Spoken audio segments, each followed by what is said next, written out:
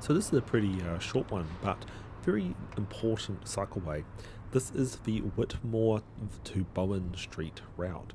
Now this is really key because it takes you from the waterfront where I've just started all the way up to other key routes such as the Botanic Gardens, Corey, Waystown, and even the Thorndon Cycleway via the Stout Street hook turn. So it's a really important thoroughfare. And for years I rode this in the three lanes of traffic chaos. Look, I'm a fast rider, I can take my place in the traffic, I can hold my own, but for people who aren't crazy, this cycleway is a massive win for everyone involved. The only problem is trying to time all the lights, and today I got it just right. Now once you get the green light of a cross section with Featherstone Street, if you apply max power and just gun it, you can make it through the next two sets of lights. But aside from the birds, there's other hazards as well. During rush hour, it's really common for pedestrians to congregate at those corners and just suddenly step out in front of you without looking. You've also got to watch out for cars turning left onto Featherstone and Linden Key. They have to give way, but best be ready. Also, watch out for that giant metal grate that's right in the middle of the cycleway. Not only is there a drop into it, metal grates are the sort of things that become slippery when they're wet, so it's best avoided.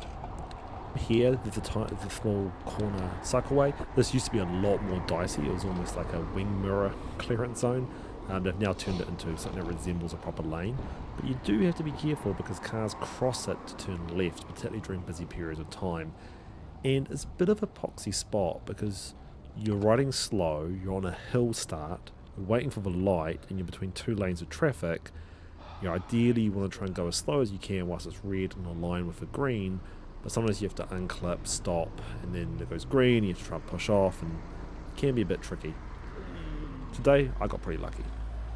So, safety, as I mentioned before, watch out for cars coming out on the side or turning across you, like right here. But honestly, it's pretty good for a major road thoroughfare. Still risks of people, risks of cars, but far better than playing in traffic lanes, so 7 out of 10 for me there. Speed, 6 out of 10, is kind of a weird contrast in that you can absolutely put the power down on this route at times, but there's safety aspects and the traffic lights. Obviously respect the traffic lights, but also be conscious of pedestrians doing weird things or cars, not giving way to you like they should. Just ride defensively, assume worst case. Usefulness, 10 out of 10, it really does solve a problem and it's a major artery route for us. And value for money, this is pretty a low cost solution. I'll give it a 10 out of 10 as well. All up, it's a 33 out of 40 for me. Pretty good effort WCC on this one. Not perfect, but really happy.